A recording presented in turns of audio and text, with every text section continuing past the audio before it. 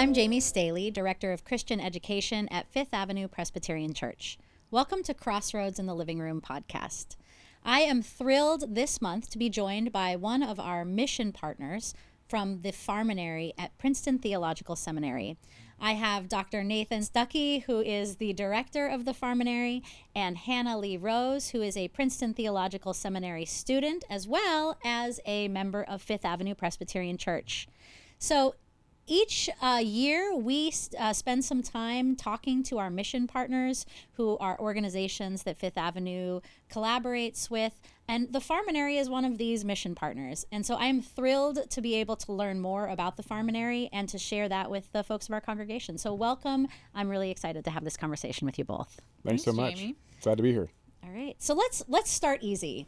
What is the Farminary? I feel like it's a word that I had never heard before, and I know folks would be interested to hear. What is the Farminary, and how did it get started? Yeah. So at its simplest, farm plus seminary equals Farminary. So the Farminary is a project at Princeton Theological Seminary. Its mission is very much in keeping with the mission of the seminary more broadly, which is the formation of leaders for service in the church and the world.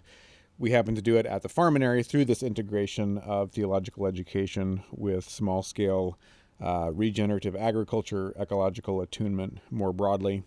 So there's classes, seminary classes that happen at the farm throughout the year. There's programming for the broader community, for churches and schools and whatnot, that happens at the farm throughout the year. And then the work that we're doing there, we like to talk about three convictions that sort of undergird everything that happens out there. One of them is that if you think about the skills and the proficiencies of a good gardener, a good farmer, a good ecologist, and if you think about the skills and the proficiencies of a good leader in a congregation or a nonprofit, there's a lot of overlapping skills. So knowing how to pay attention to seasons, knowing how to tend life, knowing how to understand and respond to limits, understanding the interconnectedness of life and death. Those skills are pastoral in both senses of the term. They point both towards the congregation or the parish, but also towards the pasture or the field. And so there's this conviction that we can uniquely learn those skills at the farm. The farm teaches us to pay attention to the seasons and teaches us something about water and tending life. A second conviction that undergirds what we're doing out there is that there are things we've been teaching at Princeton Seminary since it was founded in 1812 that come to life or are made three-dimensional in that space. So since 1812, we've been teaching students that God is the creator of the heavens and the earth, and we can talk about that in a space like this, or in the library, or in Stewart Hall, our traditional classroom space on the seminary campus, and we can learn good things in those spaces. But if we have the exact same conversation about God as creator of the heavens and the earth, and we have that conversation at the farm, in the garden, or in the pasture, or by the stream, or in the forest, and we invite the forest or the field or the stream to participate in that conversation, to even teach us in that conversation, we're going to recognize new things. There will be insights that are possible in that space that are not possible in a space like this. And then a third conviction that undergirds what we're doing out there is that if we're listening carefully to the land, and I would say that's a core skill of a good gardener or ecologist, the land is confronting us with many of our most vexing contemporary challenges. For example, you can't tell the land or food story of the United States unless you're also willing to tell the stories of the genocide and forced removal of Native Americans, chattel slavery, migrant farm work, degradation of lands, and on and on and on.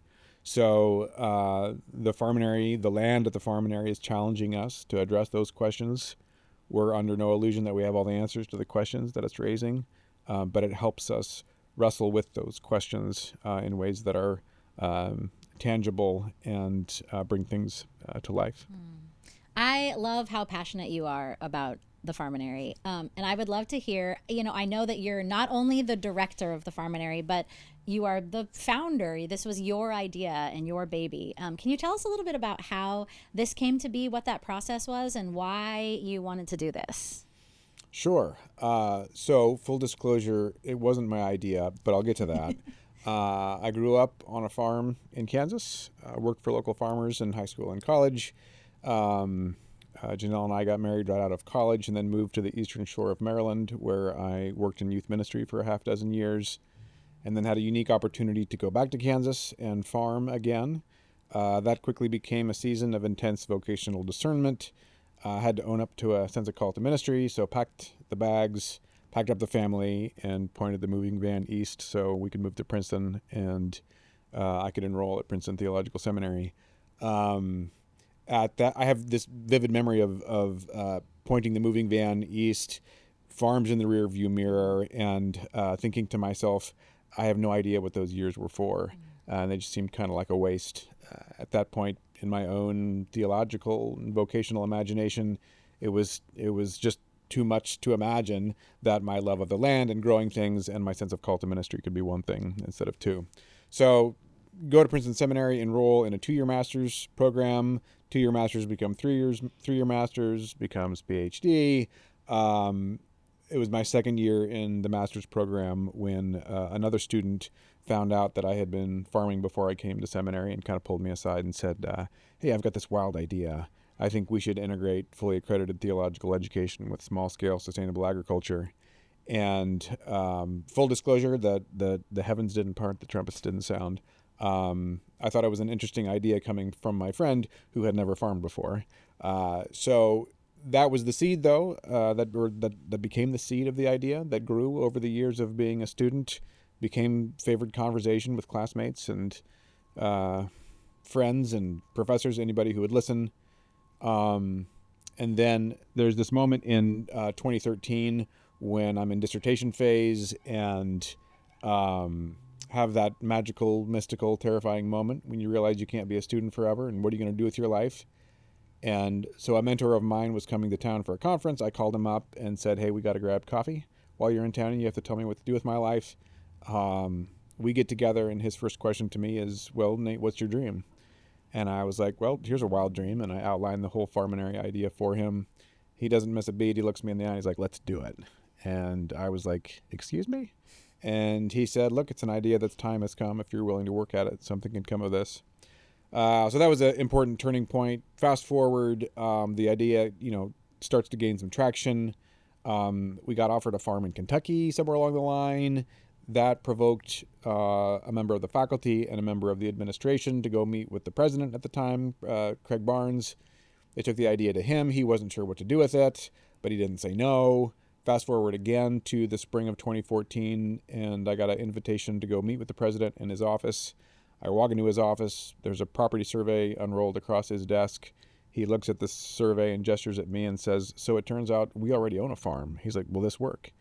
And I said, I don't know. We have to go look. But when the seminary realized they had this Farminary idea and, oh, hey, by the way, we already own a farm, then that changed the whole nature of that conversation and put together a steering committee, did a year-long assessment of viability.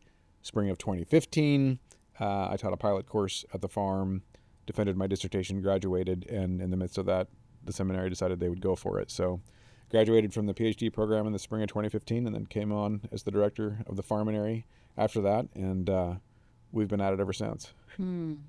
That's awesome. So over the past several years, what is it about the Farminary that you've seen where faith and ministry are growing that's not in a classroom? Where do you see that at the Farminary?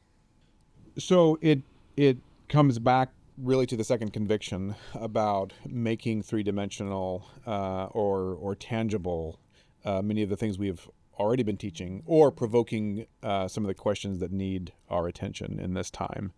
So a class that comes to mind I think it was the fall of 24, my colleague, Dr. Casey Choi, taught a course at the farm on theology and ethics of food.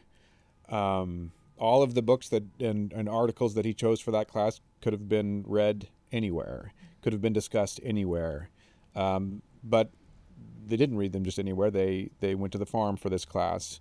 And so they're not only discussing those important texts for that class, they're also cooking together every week.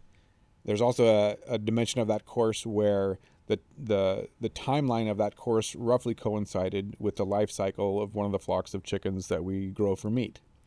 And so one of the assignments every week in that class was Dr. Choi telling his class to go out and spend time with the chickens. Just pay attention, learn from them. And then late in the semester, it was time to butcher the chickens. And the class was invited to be at the farm for the butcher day. They could sort of choose how close they wanted to be to that process, but they needed to be on the farm and know that it was happening. And then the class culminated in a meal that was prepared by the class together. It included a couple of these chickens that they had journeyed with throughout the class. And that integration of the attention to the texts, attention to the chickens, cooking together, helps to demonstrate and make real at a visceral level that these questions around theology and ethics of food are not merely abstract notions of, some idea out there, but it touches like ground level in a very literal and practical way. So how are we thinking about our food choices? How are we thinking about the interplay between faith and food? How are we thinking about these chickens that we've sort of gotten to know, and now we're preparing to eat these chickens? There's a quality of education that goes along with that. People are not going to forget that class. And there is, that demonstration of the tangibility of the flesh and blood reality of it, and of the fact that the decisions around these things are matters of life and death. Thanks. I want to turn, to the experience of a student. I know you've been on the Farminary for a couple different classes, different things. Can you tell us a little bit about your experience at the Farminary? What have you done there? What has it been like? Where have you grown? I know that's a lot of questions, but I'm here for it. Let's go Farminary origin stories. Love it. Absolutely. Actually, my farm origin story begins on the receiving end of hospitality there. The seminarians of 2019 got a grant and did a program called Cultivate. And that was like Annalise, Werner, Jeff Chu, Pearl, Wes, Hannah, just like this amazing group of people growing in their faith and growing as leaders. And the challenge is to, like, every time I tell this story, I tell it a little differently. To put Cultivate into words, for me, there was a vocational discernment piece, but also a healing piece. That was 2019. I had gone through some pretty big life changes in 2018. And what I remember of that time was working on the farm, and like a callback to being raised in the Midwest. How kind and truly hospitable the seminarians were, having us engage with different thinkers like Robin Wall Kimmerer. But I remember the climax of the weekend for me was the final night when we were standing over the fire pit, which was either sanctioned or not sanctioned. But I don't know, the Spirit moved in such a way that, like, my heart cracked open a little bit. And I don't remember what I said. I just remember just weeping and speaking, and like for the first time in a long time feeling like I was being heard. And then I remember Nate saying, "I don't think we've seen the last of you at the farm." And I didn't think too much of it then. I was like, oh, okay, cool, I'll be back, because I live in New York and Princeton's pretty close. But it started there. Shortly thereafter, Fifth gained the farm as a mission partner, and I came up as the liaison, so I've been doing that. And I thought, okay, I did Cultivate, now I'm the mission partner liaison, that's good. And then, events transpired, and last year I did the MTE, which is the degree that centers on the farm, and now I'm doing more degrees there. So what is the MTE? A Master of Arts in Theological, or a Master of Arts in Theology and Ecology. It's I was a part of the second class to get that training. Yeah, so part of the story there is the degree didn't exist until 2023. Exactly. And so yeah, from 2019 to 2020, I was part of the 2024-25 class, and now I'm working on a further master's degree. So to the point of the difference between a classroom setting for learning and the farm as classroom, for me as a student, it's an invitation to see creation as a teacher and life as a teacher in a kind of more broad sense. Mm-hmm. You mentioned to me a little bit earlier that you're also taking a class this upcoming semester that will take place on the farm. Have you? What are you looking forward to as different classes that are weaving in the farm to their education? Yeah. It was weird for me to do a semester not on the farm after doing 13 months almost exclusively at the farm. It'll be good to be back. It's exciting to see not only professors shape kind of curriculum, but also how the farm invites a different type of engagement. I find that you do the readings, you write the papers, but there's something different of if you do a discussion and then you go work in the garden together and then you continue that discussion among the peas or the carrots, or you run into something that is hard to talk about or hard to express, and then you break bread and you share a meal. Like I might have a view that's very different from somebody else in the room and we share a meal together. It just lands differently in the body and in the mind. Yeah, absolutely. I'd be really interested to hear from both of you. Is there a moment or a story that you can tell us that really said to you, this is why this matters. This is why we're doing this? Yeah, I can start there. It starts at that moment where healing happened for me at the farm, where I'm weeping over the fire and I shed something, I let something go. And then I didn't think again about it until this fall, a student group that I'm a part of, Seminarians for Peace and Justice, we were able to hold an event for people to process their grief. And I got to hold the space for other people looking for a place to begin to process maybe it's anger, maybe it's confusion, but longing for a space to not only a physical space, but like an emotional space to process what they're thinking and what they're feeling. So that was a moment where I was like, I'm on the right track here. This is why this work matters. I bet. Yeah. So a moment that comes to mind, Farminary started in 2015. There had been conversations from the beginning about would it be possible to be growing food at the Farminary that might get served in campus dining. And so the pandemic actually sort of facilitates this, because there's a whole year when we closed down campus dining, and then it's like, well, okay, now we're going to reopen it. What's it going to look like? And it was like, well, can we integrate now, such that the food that's grown at the Farminary could then go to dining and be served to the community. And so that's the plan. Fall of 21, launch this integration between the farm and dining. And then on, was it September 1st or 2nd, that fall, the remnants of Hurricane Ida come through. The farm's in a floodplain. The entire garden is submerged. All the buildings are standing in water. We lose like 125 chickens in the flood. And it was absolutely devastating.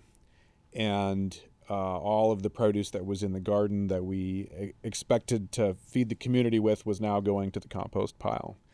But my memory is 2 days after the storm, gathering. There was probably about 30 people who came to the farm. It was students, it was members of the community, it was faculty, and we gathered to clean up. And I just remember standing in a circle with those folks and weeping together. One of the reasons that I see that as a moment of like, no, this really matters, is influenced by the Harvard evolutionary biologist Stephen Jay Gould, who in an essay years ago said, among other things, we'll never fight to save that which we do not love. Mm. And so the difficult sort of success of our tears in the aftermath of the flood is that it's a moment, to me, that signals we love this place enough to grieve when it suffers. And it just seems to me those are the kinds of people we should be, that are willing to love a place enough to weep when it weeps, to suffer with it, to rejoice when it rejoices. Right. Both of those stories are beautiful. You know, my next question, I think that you may have already answered, but I'm going to ask it anyway because I think it might give a little bit different. What have you found spiritually or physically difficult about work on the Farminary? I think the low-hanging fruit on that is, as a member of the garden team, it's physical labor. It's not easy. If it's really hot, if it's really sunny, you're still out there planting, weeding, harvesting, whatever the farm needs that day. But that's kind of the given. Yeah. And actually, they were really brilliant in interviewing the people for the garden team. It was like, Are you up for some hard work? Yeah, we're like, this is terrible. You want to join? Yeah. So that was kind of front-ended for me. That did not surprise me. The harder part is getting people to engage. Somebody who's never heard of the Farminary, like how do I get somebody who's never been on the farm, even at the seminary, which is literally right down the street? There are people who go there who have no idea what the Farminary is. So it's just like explaining the concept in concise ways and having having events and invitations so that they can engage and find their space and find what the Farminary means to them. Yeah, I mean, my sort of visceral response to the question, what's hard at the Farminary, is like, well, everything's hard at the Farminary. But I mean that insofar as I would preface the rest of my response by saying I think we have both experienced the farm as a space of profound joy, but it's not an easy joy. It's kind of a hard-won joy. It's the joy of something cracking open, shedding tears, being open to new ways of being in the world. But one of the profound challenges of that space is I do think we're called in that space to do the impossible.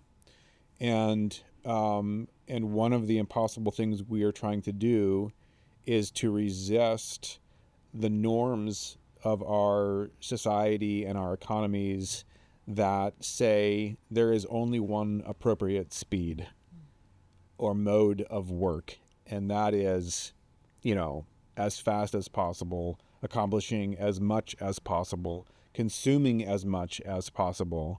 And the reality of the land at the Farminary is that it, in very tangible ways, bears the wounds of extractive, exploitative, exhaustive modes of relationship between people and place. For decades, the land at the Farminary was a sod farm. Sod farming, every time you harvest sod, you take a little bit of topsoil with you when you go. Our researched opinion about what happened at the farm is that they grew sod until they ran out of topsoil. Then they sold the farm to a tree farmer because you can still grow trees on marginal ground. We show up, we want to plant a garden, and we realize there's no topsoil. So you have this land that bears these wounds, but they are the wounds that so many of our communities bear. They're the wounds that so many of our lives bear, and they're the wounds of life lived at the pace of exhaustion. So the impossible work I sense we are called to in that space is to live in a way that might begin to swing the pendulum of inertia away from exhaustion, extraction, exploitation, towards rest, towards renewal, towards repair. That work requires doing the kinds of things that are absolutely confounding to the norms of too much of our society. But to do that, even in little ways, to be willing to stop and gather around a fire and let something break open, that's also where the joy is. You know, I'm getting the sense of why so many of our folks talk so much about the Farminary. Not only Hannah, Reverend Werner talks a lot about the Farminary. In fact, I know, he recorded one of his sermons during the pandemic down at the Farminary. Yeah. And it sounds like, I know that he has found space there to feel renewal and rest as well, which is amazing. So for Fifth Avenue folks, as they are watching and listening to this podcast, I would love to give them, what would you hope for? And I'm going to ask Hannah first, because she's a member here and she knows these folks. She's interacted with these folks. What would you hope for the people of Fifth Avenue in an experience or in getting to know the Farminary? What would you wish for them? I would hope that they come to the Farminary with an open mind and heart and find what the Farminary might mean to them. In my experience, the farm means something different to everybody who visits there. So come to the farm and find what need it might meet for you. Right. Awesome. Same question for you. Yeah. I would love for the folks at Fifth Ave to spend some time with the question, what kind of leaders does our world need right now? And I hope they'll be open to the possibility of what I think we're seeing on ground level day in and day out. And it's the possibility that of all the things that we're growing at the Farminary, we grow a lot of things. The thing we most hope that we are growing is a different kind of leader. It's the leader that is fully aware of the world's extractive, exhaustive ways, knows how to diagnose those kinds of things, but then also knows how to respond with the slow, patient affection that can bring life out of death, which sounds like the gospel to me. Right. And definitely come to the farm. I have not been to the farm yet, so I need to make my way down there. It's not too far. We can take the train. You took the train here this morning, right? Zip zap zop. Awesome. Folks at home, it's not too far. Well, thank you so much. Is there anything else that you would want to share about the Farminary, about your experience, about what you hope folks are taking away from this? I would just say stay tuned with this relationship between the farm and Fifth Avenue. In the past, we've done events like Wine in the Bible, and Fifth Avenue Serves. So your opportunity to come and explore and discover and create at the farm, stay tuned for that. Absolutely. Yeah, I think my wild hunch, as someone who has never lived in New York City and has occasionally been frightened of it, but have grown to have some affection for it, my wild hunch is that there are ways that the farm at the Farminary resembles New York City. And it is through that wild combination of beauty and joy, but also the consequences of exhaustion. And maybe there are things to learn in that space or from each other about the kind of life that's possible, the kind of life that the gospel calls us to. Thank you again so much for joining me today. And friends at home, thank you so much for joining us. If you'd like more information about the Farminary, you can find it on our website, fapc.org/mission-partners, or on the Princeton Theological Seminary website, ptsem.edu/Farminary.